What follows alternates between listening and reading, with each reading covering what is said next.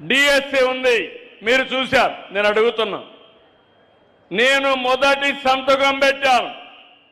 నేను పవన్ కళ్యాణ్ గారు ఆ రోజు ఆలోచించి ఎన్నికల ముందు చెప్పాం, పేద పిల్లలు ఎవరైతే చదువుకున్నారో నిరుద్యోగులకు ఉద్యోగం ఇస్తాం, మెగా డిఎస్సి పెడతాం, మొదటి సంతకం పెట్టి 1 సంవత్సరంలో ఉద్యోగాలు ఇస్తామని ఆ ఉద్యోగాలు ఇచ్చాం. ఉద్యోగాలు ఇవ్వకుండా చేయాలని 350 సార్లు కోర్టుకు వెళ్ళారు. అన్ని వెకేట్ చేపించాం, ఉద్యోగాలు ఇచ్చాం. వాళ్ళ రమ్మన్నాం, కుటుంబాలతో వచ్చారు. వాళ్ళు ఒక్కొక్కసారి చెప్తే ఆనందం కలిగింది. చిన్న పిల్లల్ని వదిలిపెట్టి రాత్రింబగళ్ళు చదువుకొని భర్తల సహకారంతో ఆడబిడ్డలు చదువుకున్నారు, భార్య సహకారంతో భర్తలు చదువుకున్నారు. 7 ఏళ్ళు 5 ఏళ్ళు పడిన కష్టానికి ఫలితం వచ్చిందని ఆనందపడ్డారు. అలాంటి సెంటిమెంట్తో వాళ్ళు వచ్చి అది తీసుకున్నప్పుడు నేను చూశాను. ఒక్కొక్కరిది ఒక్కొక్క వాళ్ళ యొక్క బ్యాక్గ్రౌండ్ చూసి చాలా బాధ వేసింది. అలాంటి పరిస్థితులు ఇచ్చాం. ఈరోజు స్కూలుకు పోతే బ్రహ్మాండంగా టీచ్ చేస్తున్నారు. సంవత్సరం అయిన తర్వాత రోడ్డు మీదకి వచ్చి ఏదో ఢిల్లీలో నీట్ పేపరు లీక్ అయింది, ఇక్కడ కూడా లోకేష్ రాజీనామా చేయాలి, ఈ ప్రభుత్వంలో ఏదో జరిగిపోయిందని మాట్లాడుతున్నారు. కడాన నిన్న మీరు చూశారు, ఎవరైతే ఉద్యోగాలు వచ్చాయో మెగా డిఎస్సిలో వాళ్లే ర్యాలీ చేసి ఇంతవరకు చూశాం, ఇప్పుడు మాకు ఓపిక నశించింది, మేము చదువు చెప్పడం ఎంత బాగా చెప్తామో తప్పు చేసిన వాడిని చితక కొట్టడం కూడా అదే మారి కొడతామని రోడ్డు మీదకి వచ్చారు. కొండారెడ్డి బురుజు కర్నూలంగానే మనకు గుర్తొస్తుంది. అలాంటి ఒక హిస్టారికల్ మాన్యుమెంట్ దగ్గరికి వెళ్ళారు. వెళ్ళి కబద్దార్ చెప్పండి, మేము సమాధానం చెప్తామని అడిగే పరిస్థితికి వచ్చారు. ఎవరన్నా సిగ్గుండేవాళ్ళు ఒప్పుకోవాలి కదా, మానాలి కదా, అవునా కాదా? మానాలా లేదా? మానాలి అనేవాళ్ళు చేలిపైకెత్తండి.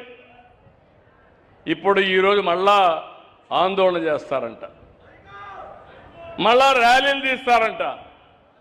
అంటే రోడ్లన్నీ ఉండేది వీళ్ళు స్థైర్య విహారం చేయడానికి, రఫా గొడ్డలు పెట్టుకొని తిరగడానికి. అంటే నేను చూస్తూ గమ్మనుండాలి, అవునా కాదా? ఉండాలనా? ఏమమ్మా ఆడబిడ్డలు మీరే చెప్పండి.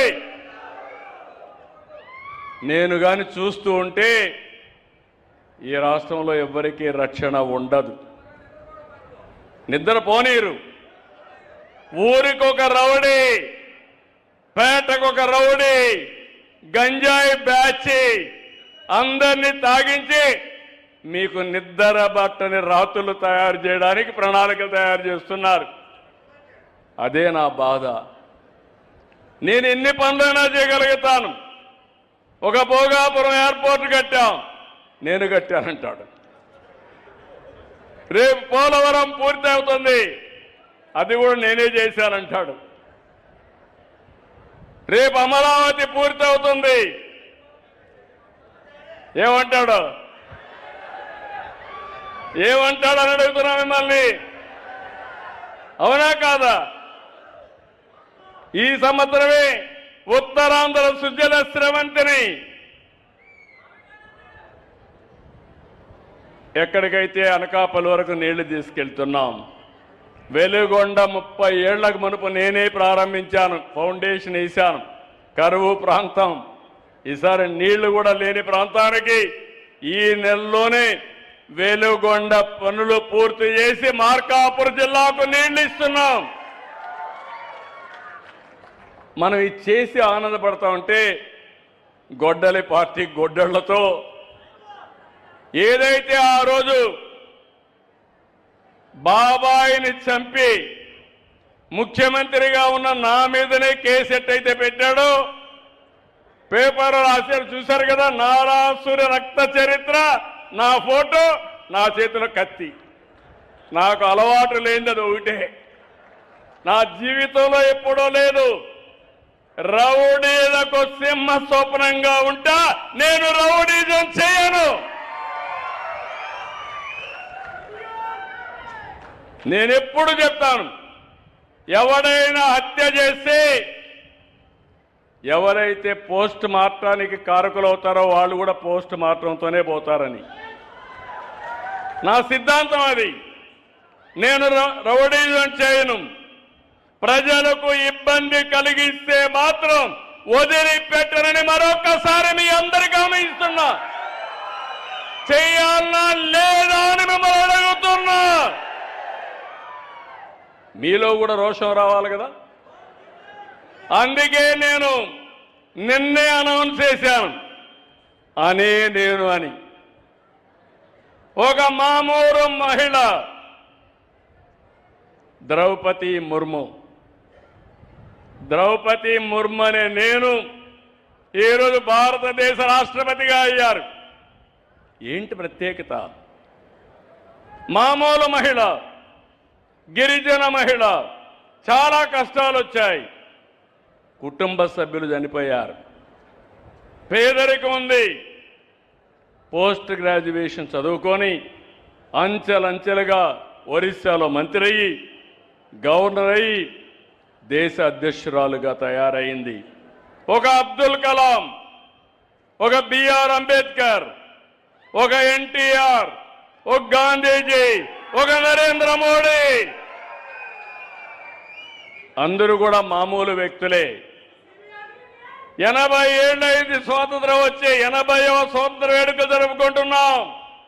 నేను అందుకే ఒక మాట చెప్పాను, చంద్రబాబు నాయుడు అనే నేను స్వర్ణాంధ్రప్రదేశ్ 2047 కోసం సంకల్పం చేశాను. మరి మీరు అని అడుగుతున్నా.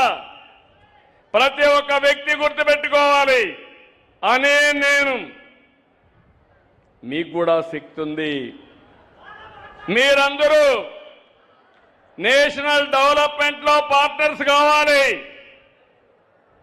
దేశ అభివృద్ధిలో భాగస్వాములు కావాలి. మీరేదో పోయి యుద్ధం చేయక్కర్లేదు. యుద్ధం చేసేవాళ్ళు వేరే బ్యాచ్ ఉన్నారు, వాళ్ళు యుద్ధం చేస్తారు. కానీ మీరు చేయాల్సింది, ఒక రైతు ఎరువు తగ్గించి, క్రిమి సంహారక మందులు తగ్గించి, కెమికల్ ఫెర్టిలైజర్ తగ్గించి బ్రహ్మాండంగా వ్యవసాయం చేస్తే, ఏ తమ్ముడు నవ్వుతున్నావు, బాగా వ్యవసాయం చేస్తే మీరు కూడా దేశం కోసం పనిచేసినట్టే. ఒక రైతు, అక్వా రైతు, బాగా మీరు చేపలు పండించి విదేశాలకు ఎగుమతి చేస్తే, ఫారిన్ ఎక్స్చేంజ్ రిజర్వ్స్ కానీ సేవ్ చేయగలిగితే, సంపాదించగలిగితే, అదే నిజమైన దేశభక్తి అని మరొకసారి